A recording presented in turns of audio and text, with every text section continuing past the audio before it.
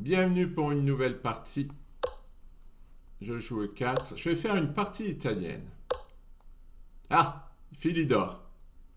Le problème de Philidor, c'est qu'il bloque son fou, mais il se fait un pion solide au centre. Allez, je vais jouer des variantes d'attaque. C'est amusant. Alors là, j'hésite. J'hésite pion E5. Ah, dame prend D4, il a fou F6. Bon, petit roc. Ouais, mais je risque de jouer fou G4.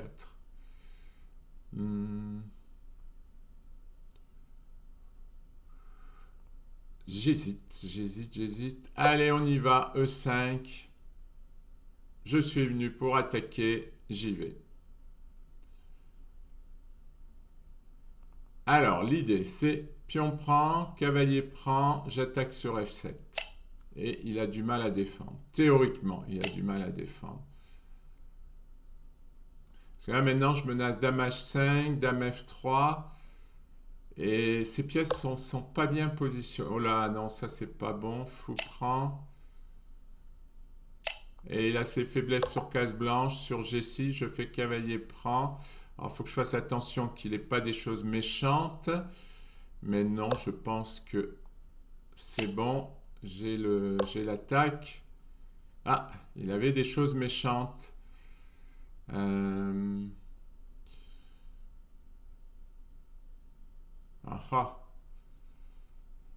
Peut-être dame H6.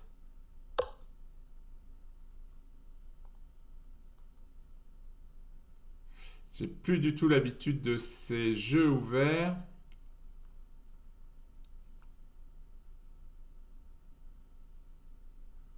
Alors, il peut prendre, je reprends avec échec, mais là, maintenant, j'ai plus du tout la même attaque que tout à l'heure.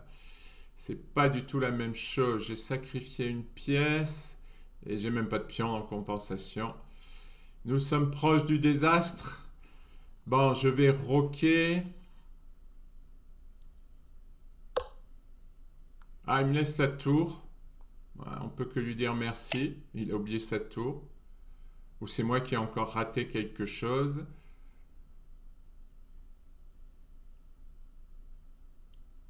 Bon, maintenant, il va falloir que je joue fou G5 pour éliminer le cavalier. Oui, il essaie de prendre mon cavalier. Mais heureusement, en partant, il m'a laissé cette case.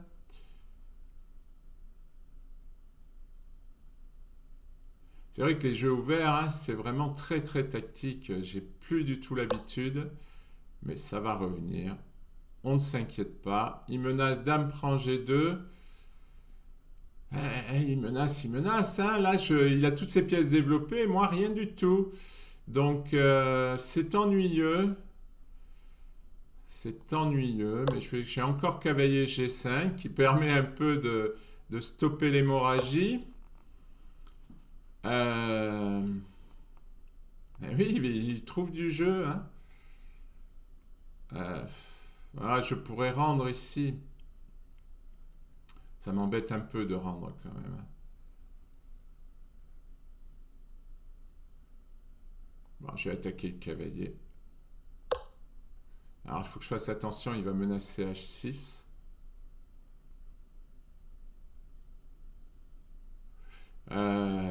Tout ça est très périlleux. Ce n'est pas du tout dans mes schémas habituels. Bah, l'affaire Tiroc m'embête. Là, j'ai mes pièces pas du tout bien placées. Qu'est-ce que je vais faire? Je vais être obligé de faire petit roc, mais les foudres de l'enfer vont s'abattre sur moi. Comment il défend son cavalier là? Il est obligé de repartir. Hein. Et au fait, je pouvais pas prendre le pion H7? Ah non, eh oui, je pouvais prendre le pion H7, mais c'est pas sûr qu'après je sorte le cavalier. Ouais, je sais pas. Bon, je l'ai pas fait. Il peut mettre le cavalier en F6. Alors, je sais pas à quoi il réfléchit. Il doit. Bon. Après m'avoir donné la tour, il doit l'avoir mauvaise. Alors, j'aimerais quand même jouer un coup d'attaque, quoi, quelque part, à un moment. Ce serait pas... Tiens, dame F3 pour mettre le cavalier ici. Alors, il risque de jouer tour F8. Ouais, il risque de jouer tour F8.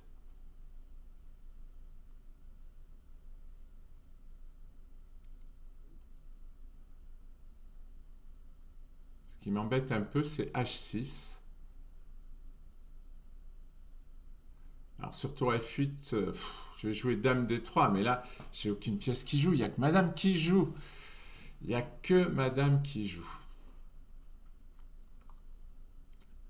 Et c'est pas bon, on le voit pourquoi. Parce qu'on dit souvent, il faut pas jouer la dame au début de multiples fois, parce que toutes ces pièces jouent là. Tour F8, il met sa tour sur une colonne ouverte, et il gagne un temps sur madame. Et moi, je suis là à faire ce que je peux, à m'agiter. Là, je joue madame tout le temps, et lui, ce sont ses pièces qui jouent. C'est vraiment très ennuyeux. Maintenant, il a H6, et il risque de me prendre en G2. Ouais. Eh oui, c'est ennuyeux. C'est ennuyeux. C'est très ennuyeux.